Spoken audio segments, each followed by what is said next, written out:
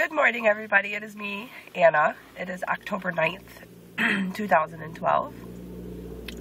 I have a cold, so if I sound funny, that is why. I've been battling this cold for like 3 days, and it just seems like it's getting worse and worse and worse. Just coming in. I know it's been a while since I've been on. I chopped my hair off again, but it's probably grown. I need to go get it cut. I'm really digging the short haircut style deal. But anyways, it's been quite a rough month and a half, I guess. I guess that's how long it's been since I've been on. I am still the same weight. I haven't lost anything. Been working my butt off. And that's fine. I think this is where my body is wanting to stay and is comfortable. And I'm okay with it. I'm comfortable with it myself, so it's not a big deal. I did a hospital stay probably about a month ago for 2 days. I was there. Went in with some abdominal pain and didn't know what was going on. And went into the emergency room. And so they had given me Dilaudid for the pain. And I felt so good after they gave me that, but like 3 minutes later, my heart started racing again really, really bad. So I think we're thinking that my body has a nasty reaction to that kind of pain medication because I was on Dilaudid after my gastric bypass when the first incident happened with my heart. I was on the Dilaudid pump after the Peterson's defect, the internal hernia surgery, and my heart went really crazy. And then this time, after just going in for abdominal pain and they gave it to me, my heart went a little wonky. So we're thinking that my body just has a bad reaction to Dilaudid, and I can't take morphine either because morphine makes me itch really, really bad. So who knows what kind of pain medication I'll be able to take. Because I don't ever want to touch Dilaudid again. Nope. Totally scared of Dilaudid. What else? I've been I know I've talked about it before, but I've been battling ever since the Peterson's defect surgery. Panic attacks, anxiety. I now take medication and everything for that, which doesn't seem to work that well for me because usually my panic attacks happen in the middle of the night when I wake up. It's very strange. Never had I ever had anything what I'm experiencing now as far as panic and anxiety goes since that surgery. I mean, I really seriously think that last surgery and being told that, I could have died and my heart going all crazy and stuff has really messed with my head.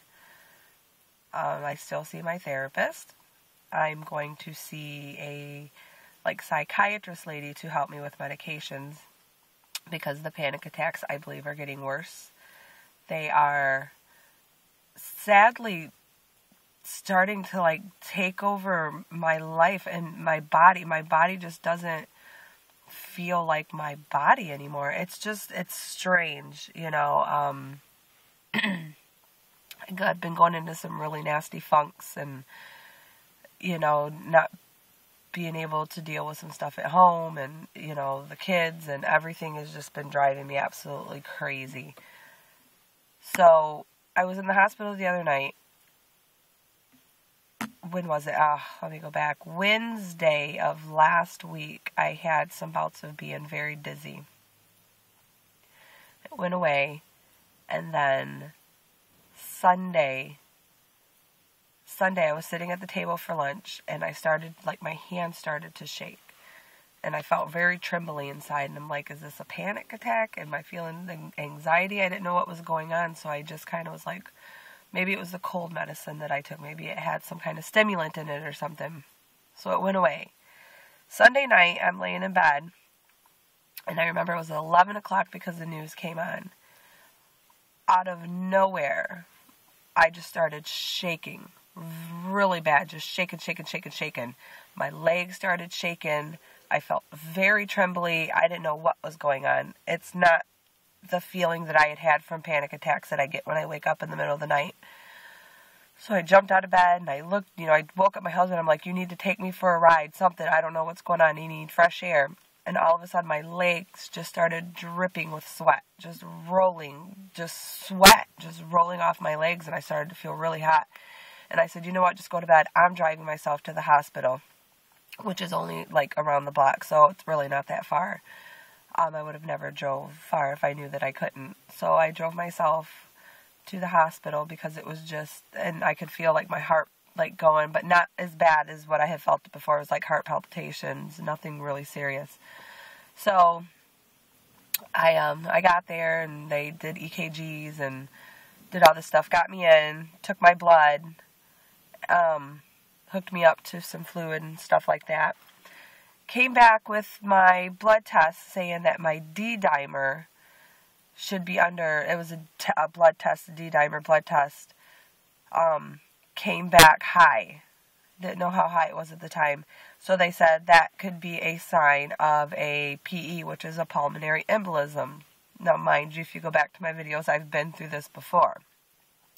So they had to hurry up and do a CAT scan to make sure that that was not what was going on. Came back negative, thank God, because I sat there and with my panic attacks and my anxiety, I mean, to hear something like that makes me feel even worse inside. I almost feel out of control. I don't know what to do. So I'm sitting there in the bed and I'm trying to be as calm as I can, waiting for this test. Like, oh my God, here we go again. It's like, oh, I swear to God. So that came back negative and they saw, like again, if you go back in my videos, you'll hear me talk about I have an adrenal tumor. I got it checked out a couple months ago and they said, well, we're going to check it in a year just because it really hasn't grown that much because it had grown before that. So they're like, yeah, we saw your tumor on your adrenal gland and it has grown from 2 point whatever centimeters to 3 now.